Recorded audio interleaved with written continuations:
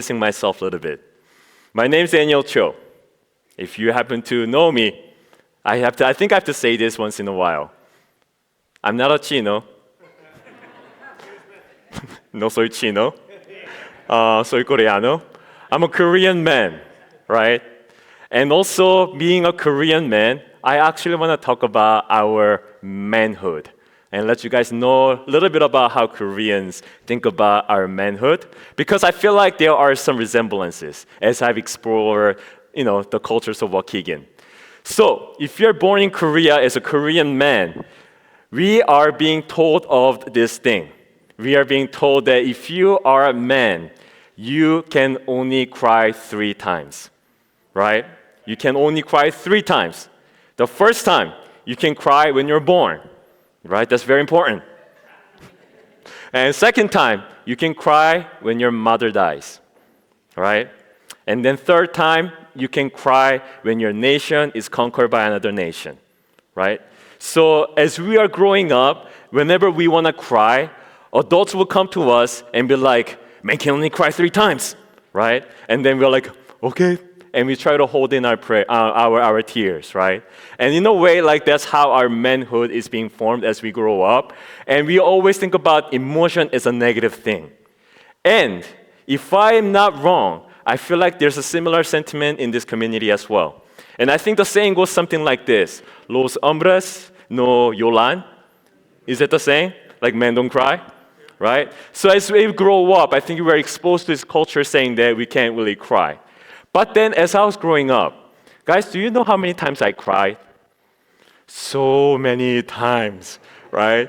Like I realized that I think the first movie that I watched and cried was Titanic, right? I'm like, I know like people make fun of this, Jack, come back, like people make fun of it, but I'm like, this is so sad. And I remember crying, right? But then now the second movie actually I cried was actually John Q. It was about, for me, I thought it was about father's love, but when I came to this country, I realized that the movie is actually about healthcare, right? So I'm like, all right, but I watched this movie when I was in Canada. So when the father said something like, I'm not gonna bury my son will bury me, right? At this time, I was watching this movie in my house, and my sister was right there. You know what they say about Koreans, right? Men only cry 3 times. She's right there. So I'm holding on my my tears, and I'm not gonna cry. And the movie ended, right? And then the credit rolls up, and then I'm like, I just need to use the bathroom.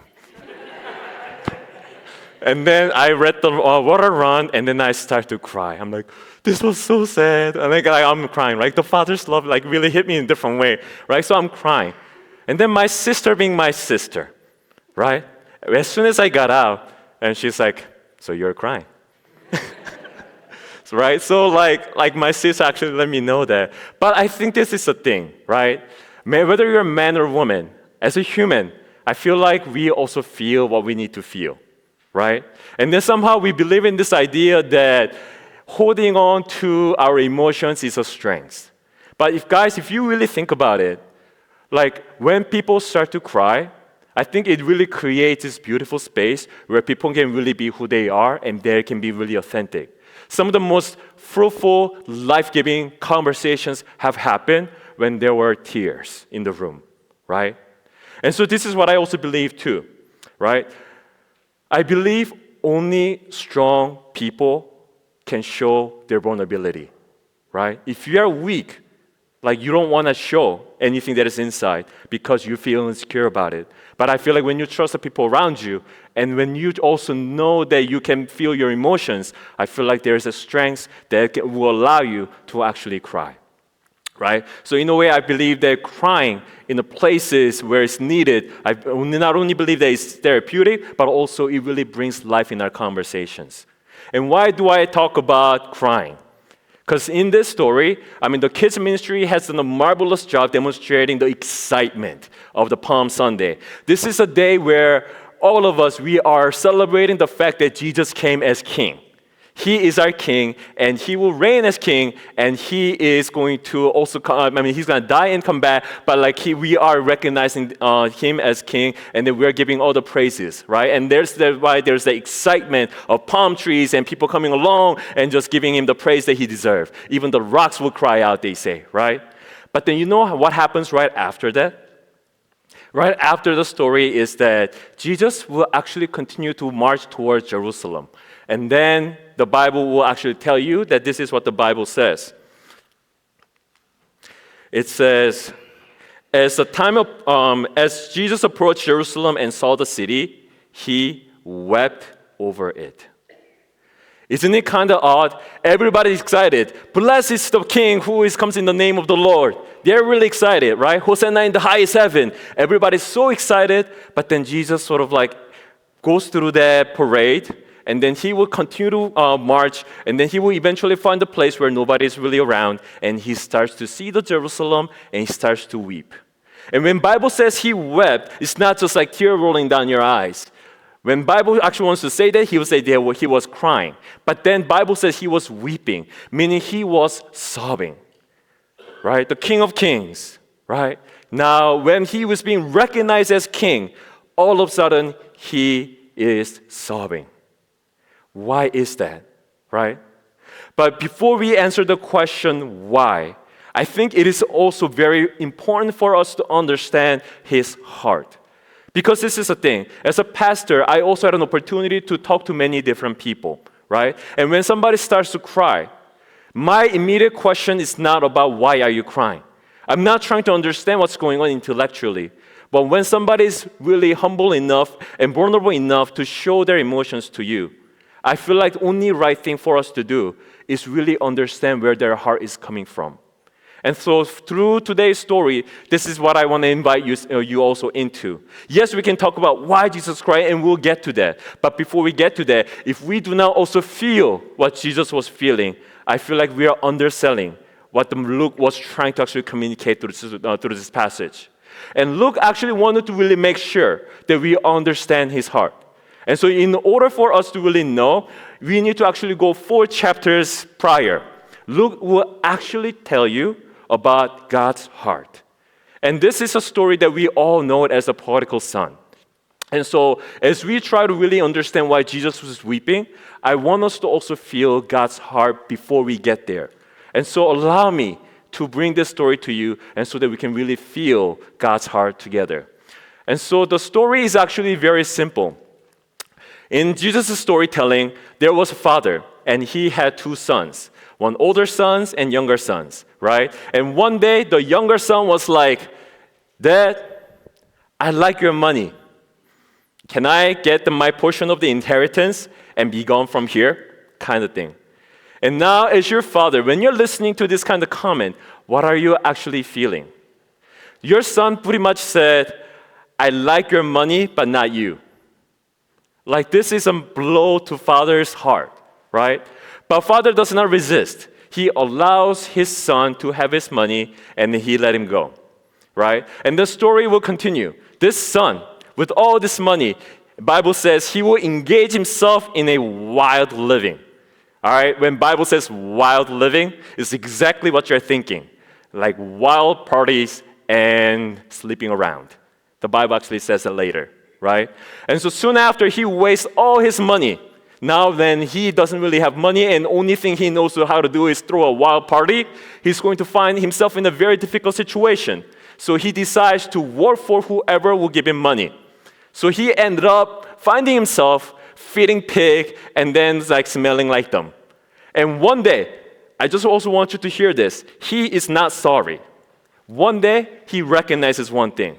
He sees himself, and he's like, my situation is horrible. And then now he's thinking about his father. My father also has servants, and they were treated better than how I am being treated right now, right? And so he decided to go back to his father. And this is where actually this story kind of begins from this verse. And before he goes back to his father, he's going to do this. I am going to figure out what I'm going to tell him. I feel like since I abandoned him, I left him, I said all the things that I said, and that since I wasted all his money, I feel like I have to say the right thing. So he will come up with these 3 parts, like saying, and I want you to remember this because there's a payoff on this one. right? So first he says, Father, I have sinned against both heaven and you. Basically, he's saying, I'm a sinner, right? And he says, the second part is, I am no longer worthy of being called your son. Basically, I'm not worthy. I know what I've done, right? And then third, the final is the negotiation. He says, therefore, please take me as a hired servant. I'm not going to be audacious and say, accept me as son, right? Just hire me as your hired servant, and so that let me at least live somewhat of a comfortable life.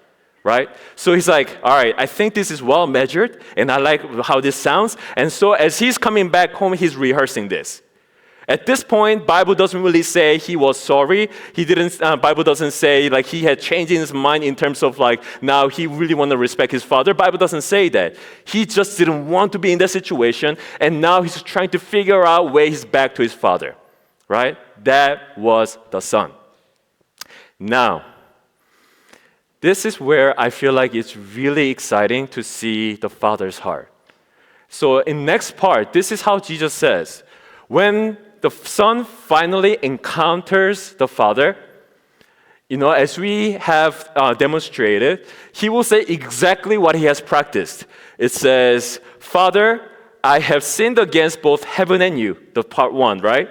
And then part two, and I'm no longer worthy of being called your son. As soon as he says second part, now there has to be the third part. But then even before he finishes his sentence, this is what Father says.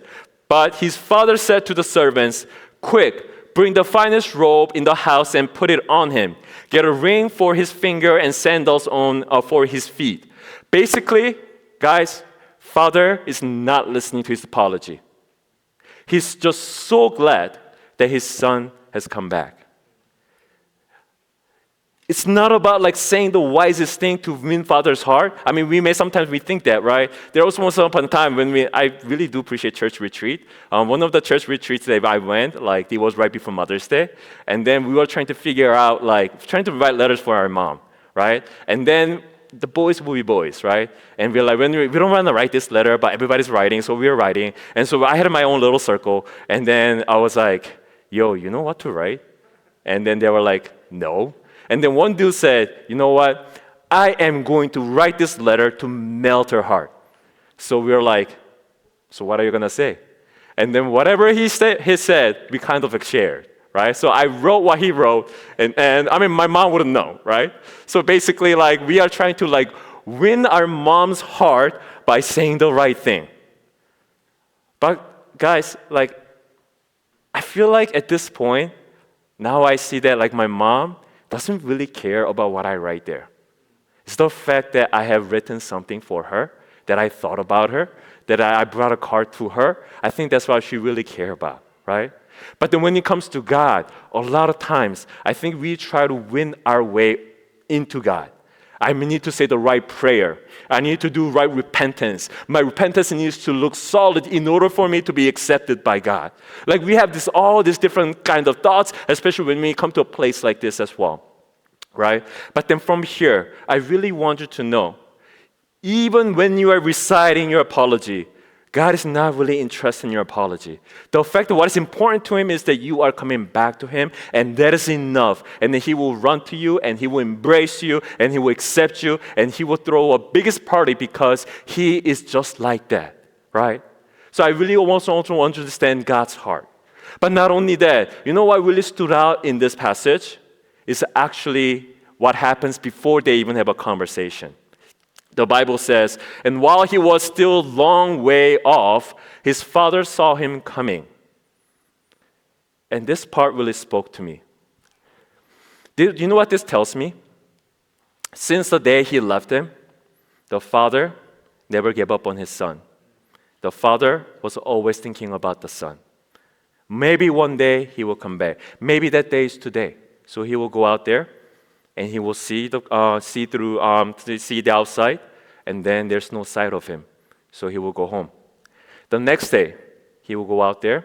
Once again, he will try to see if his son will come back, and he's not, so he will come back home. And then he's been doing that over and over and over and over until one day he will come home. So this is why when the younger son was coming back to him, he recognized him and he ran to him. This is a kind of the heart that God has for all of us. And guys, I actually have seen this in my life as well. When I was doing my stupid things, this is what my mom did. Every day, she went to God and prayed for me. I only knew this in theory, right? But then sometimes life can be a little funny and cruel. I went through my season of walking away from God, right? And after I came back to God, guess who also went through this season? It was my sister. She also had to go through her season of trying her own stuff, right? And in the morning, like I saw how my mom actually prayed for my sister. I pretend I didn't hear, right? It was like 5, 6 a.m. She was praying for my sister, and she was sobbing and crying and as she was praying. And then I realized this is how she's been praying for me, right? In a way, when we carry God's heart, I feel like we are also able to see that in the people around us. And I know it's not just my mom, right? Even at Journey Church, I encounter many mothers and grandmothers who are coming up to me and share the same prayer. They are praying for their sons, they are praying for their grandsons, their daughters and granddaughters. And then their prayer is something that I feel like it's so close to God's heart, where it really reminds me a lot about also my mom's prayer as well. And so for those people, I actually want to speak hope as well. God is listening to your prayer, right?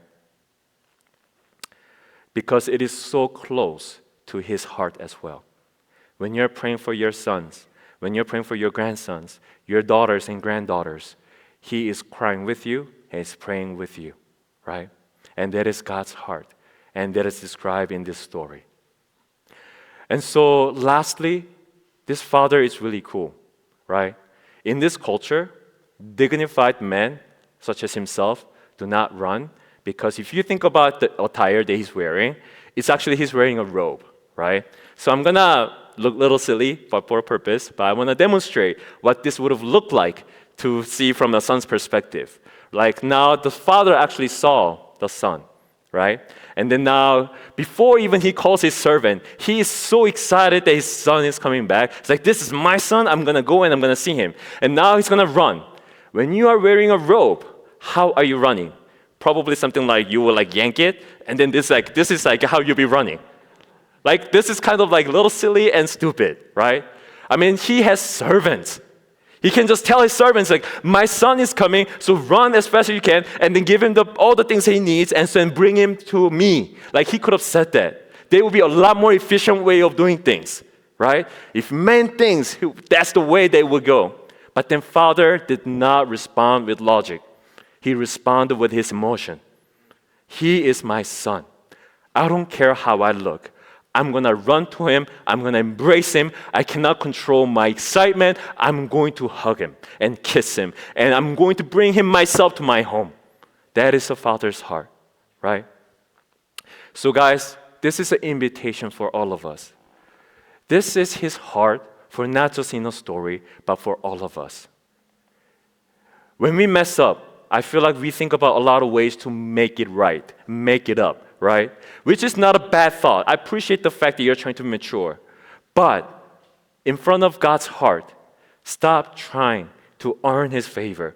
Stop trying to earn His grace. He is already willing to embrace you, kiss you, hug you, and bring you to His house, right? All you need to do is just to show up. If you've been reciting some sort of like apology, some sort of way of being, I feel like we're not really understanding God's heart that is demonstrated here. So I really want to encourage you. God's heart already moved when He saw you, right? Embrace it, receive it, and I feel like we can really find peace in that kind of love. So now the story is really beautiful if we are talking about the second son only. But then now we have a problem because now there's one more son. And the older son is this kind of son like he didn't waste for his fortune in while living. He was well-behaving son, pretty much doing exactly all the things that he was told to do. So let's actually kind of go into his story. So now, as this younger brother is being invited back to the house, what was the older brother doing? He was actually working in the field. He was working in the field, and then he didn't had no idea what had happened. And then as he was walking in, he's hearing all this loud music, and food. What's party without loud music and food? So things were happening, and the whole entire neighbors there, community is there, and everybody's having a great time and celebrating the father's joy with him, right? And then now this older brother, he's like, so what happened here? What happened here, right? And then they were describing oh, your brother, your brother, he came back and the father's so excited that he's throwing a party. And then he's thinking about how undeserving this little young dude is. In the story, when you read it, he doesn't even call him my brother. He says, when he's referring to him, he says, you're the son of yours. He doesn't even call him a brother, right? But then I also want you to listen to what he's saying. This is one of the first things that he says. All these years, I've slaved for you. Right? So this is what's happening. So he's so upset, party's happening, and here's a door, and he's like, I ain't entering through that door. Right? And so father will actually come out, and he will reason with him. Right? And then this is a response. I have been slaving for years. I've been doing all the things that you have asked me, and I didn't do stupid things, and then I behaved, and then you never threw me a party with the little things, and he squandered all your money, and he's getting all this. This is not fair, kind of thing. Right? And when you hear it, I think it kind of makes sense of what he's actually saying. But guys, this is also what I can believe. Right now, the older brother is upset. And in a way, I'll say he's kind of petty right now. And this is why I will say this.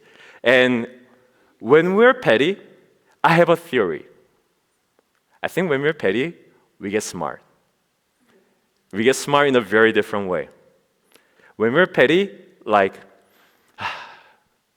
Mom, I love my mom. I just want to put that as a disclosure. I love my mom. I think she's an angel, right? But one thing that I learned from my mom is this. My mom and dad, as just a normal married couple, along the way, they also fought. So here I am as a little kid. Sometimes I'm listening to their conversations, right? And then when my mom's petty, one of the things that she does? She will recite every wrongdoing that my father had been doing. And then as I'm listening to it, I'm like, wow, women are hard. I first learned my lesson that, when you are actually with women, watch out what you do because they will not forget. That was one of the lessons that I learned when I was young. But it's also kind of funny because my mom is also the type of person who would forget where she parked, right? Normal basic things she may forget, but when she's petty, she will remember everything, right? So in a way, I feel like we know how to remember things when we're petty. So I call that a petty calculator. But at the same time, it's not really a healthy way of seeing the world. And because this is a thing, the son says, I've been slaving for years. But is that actually true? Guys, think about this. This father has servants. You know what that means? He's rich. And then when they're having party, you know what they killed? Calf. Guys, back then, oxen was inheritance, important property, right? And then you use that for labor, not for food, mostly. But the fact that father can actually kill a young, fattened calf tells you that this father is super rich, right? And now here is a guy who probably ate better than any of the people in his community, thinks that he has been slaving for years. But guys, I think this is what happens when our heart is consumed by anger and frustration and pettiness, right? We are not really thinking about how God has blessed us, but only thing that we can see is the things that we didn't get, right? And this is a dangerous space. But the father does not give up on him. And this is how the father handles this business, right? Guys, the one thing that you need to understand is in this our 2026 era, children can say no to their fathers. It's a beautiful time, I guess, depending on who you are. But at the same time, 2,000 years ago, that wasn't the case. When Jesus told this story, audience would have been like, that happened? Like everybody would have been so shocked because you are not supposed to disrespect your father in public like that. Like this was the worldview that they had. God ruled heavens and the earth. And God appointed kings. And the kings ruled the nations. And then God appointed fathers so that he can rule families. Do you go against God? Answer is no. Do you go against king? Your answer is no. Do you go against your father? Answer is clearly no. So in this context, when he's saying, I'm not entering into that space, in a way, he is actually shaming his father and disrespecting him. And in this case, father has two choices, right? In our era, I guess this is possible. But in their era, father had two choices. Number one, he could go out there and rebuke him, right? To restore his reputation. Because the son, now that has been tainted his reputation, he can go out there and rebuke him, and then so that he can restore his reputation. Now, second choice was this. He can ignore him, right? And then there's a social consequence for this first son. Since he disrespected his father, and the father ignoring him, everybody in the community will be on father's side, also ignoring him. And he will go through the social stigma, right? So those were the two options for the father who has disrespected him. But in this story, this is how Jesus tells the story. His father came out and begged him. This is like unthinkable behavior of a father. And from here, I think one thing is very clear. God's heart is this. God's heart only has one direction. And his heart's direction is only towards his sons, towards us. It doesn't really matter the messed upness we have created. It doesn't really matter, maybe we are so proud and we feel so righteous that we don't want to go in, but Father's heart believes towards our direction. And he will be the first one always to approach us. And I think this is what Jesus is trying to tell us about the Father's heart, right? But a lot of times I feel like we try to ignore this and try to earn our ways to him. So today, once again, I want to remind you, you do not have to do that. Father's heart is already pouring out for you. All you need to do is just come home and be with him. And because that's exactly what he wants to do. And so as now we understand Father's heart, I think now we finally have the lens to really understand why Jesus wept. Right now, Jesus is being praised as king, the coming king, right? But I think everybody has missed God's heart. There were Pharisees making complaints, right? They missed God's heart. Why? Because they were trying to be right. Your disciples can't do that. We're not going to recognize you as king.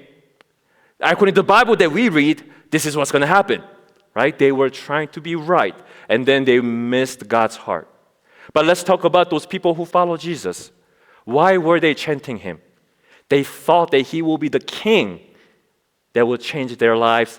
But anyway, they throw out the Roman Empire, and so they're the one who will actually give the people the freedom, right?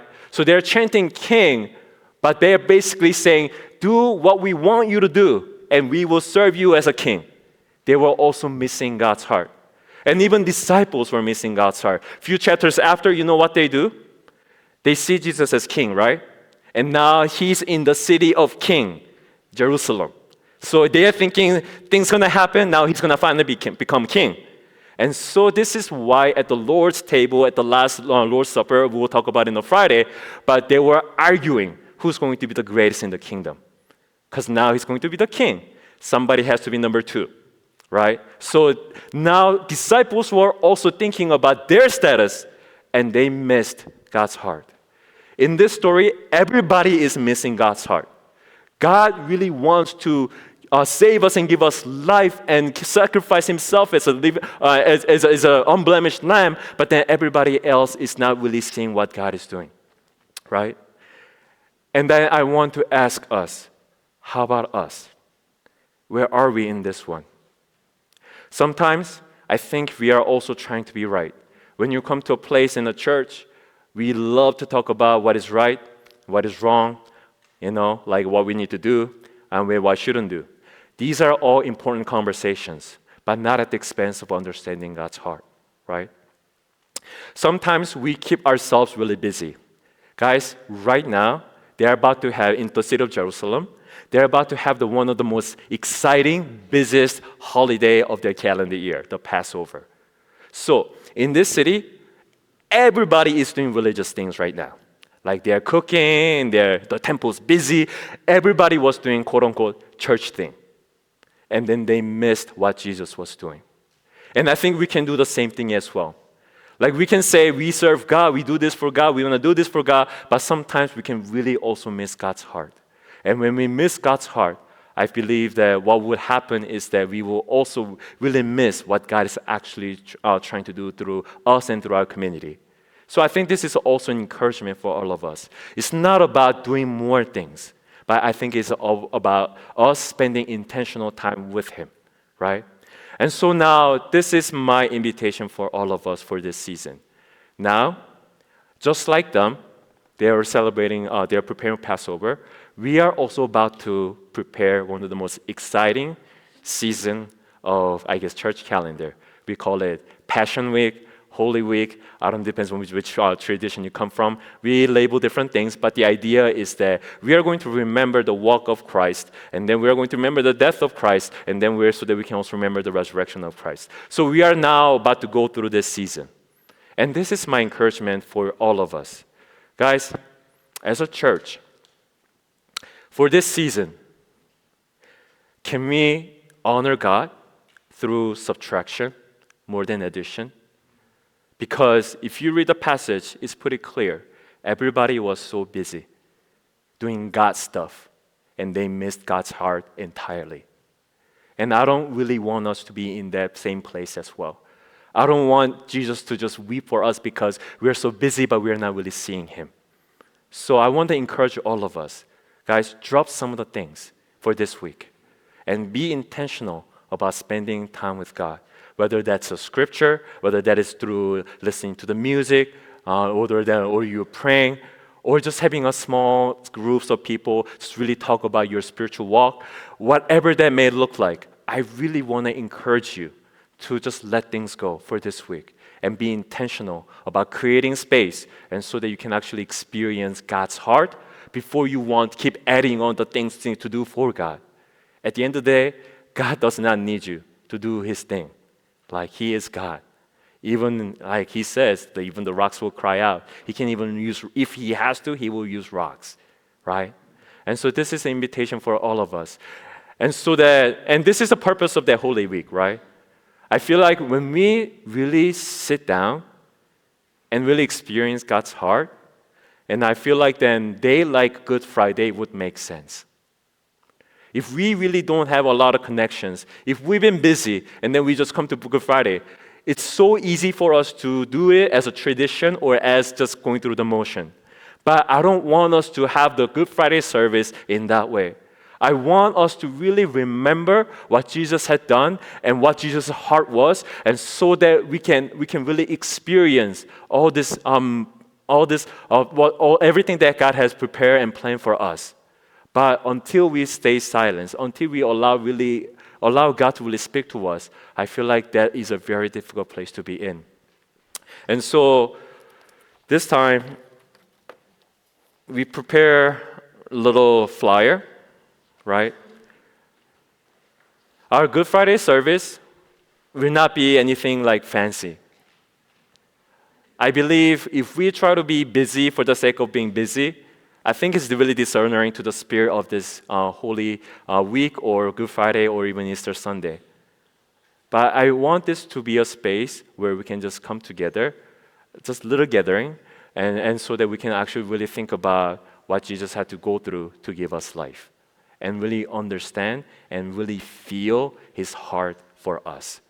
So if you have those people who also needs to be in that space, I want to encourage you to prayerfully invite those people because as we also read to today's story, God's heart also longs for other people as well, not just for us.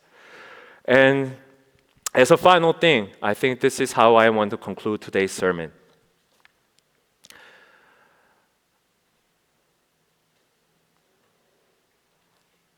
As we really try to understand who God is, sometimes I think we may get into this uncomfortable place that we don't really know what to do. Especially when you try to go through this subtraction and glorifying Him, it's hard for me, even as a pastor, right? Because I am so used to doing things for God, right? It will get uncomfortable. It will even feel boring, and it will even feel like, what am I even doing kind of thing, right? But then I also want you to embrace and enjoy that process.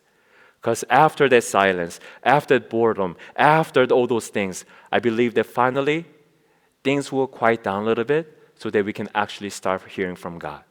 I think that is the spirit of us really understanding God's heart, right?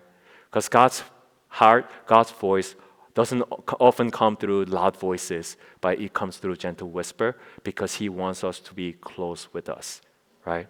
So this week, let us be intentional. Really serve God, honor God not through addition, but through subtraction. And let's really experience His heart for us. Let's pray.